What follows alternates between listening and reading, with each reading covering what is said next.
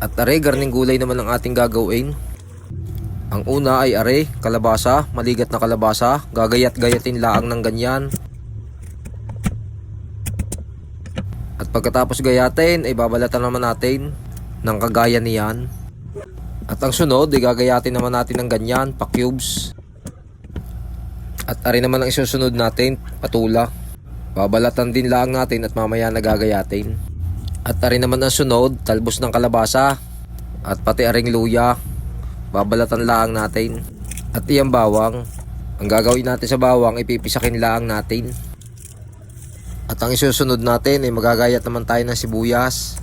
Isang sibuyas ang ating gagamitin. At pagkatapos dyan ay ang luya ipipisakin lang natin ng kagaya niyan. At ako nga pala bumili sa palengke ng gabot ng baboy. Iyan ay ating ilalahok mamaya. At aray, matapos natin gayatin lahat ay iyan na ang mga rikado. Kalabasa, gabot ng baboy, bawang, sibuyas, luya, pati patola at aring talbos ng kalabasa.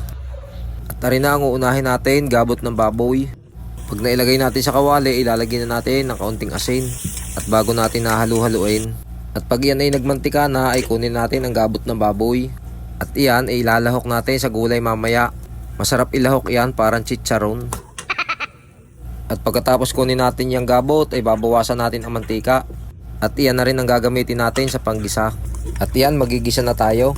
Ang ginawa ko dyan ay inilagay ko na ng sabay-sabay bawang, luya at saka sibuyas. At pag gisang-gisa na ay saka natin ilagay ang kalabasa. Halu-haluin lang natin at tatakpan natin at hayaan natin magtubig.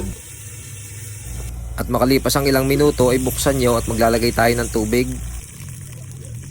At sa bandang iyan ay ilalagay na natin yung 4 cubes. 4 cubes nga lang pala ang ating ilalagay diyan at hindi na tayo maglalagay ng iba pang pampalasa. At makalipas ang ilang minuto ay buksan nyo. At pag malambot ng kalabasa ay pwede na nating ilagay ang patula. At makalipas uli ang ilang minuto ay pwede na nating ilagay ang gabot ng baboy. At isasabay na rin natin yung talbos ng kalabasa. At pagkatapos ay hahalo-haloin lang natin at ilulubog natin sa sabaw at bago natin uli takpan. At makalipas uli ang ilang sandali ay buksan nyo. At halo-haloin nyo at tikman nyo kung ayos na sa inyo ang lasa. Kagaya ng aking ginagawang yan. At dini nga sa parting are ay nagdagdag ako ng konting asin. Ako'y nakukulangan sa lasa eh. At hahalo-haloin lang at titikmang uli. At yun, ayos na. Luto na ang ating masarap na gulay. Ay paano, sasandok na ako. Gutom na eh. Ay siya, hanggang dito na lamang po ang aking video. Sana po ay may natutunan kayo at sana po ay nasundan nyo ako sa aking pagluluto. Maraming salamat po. God bless. Kain po tayo.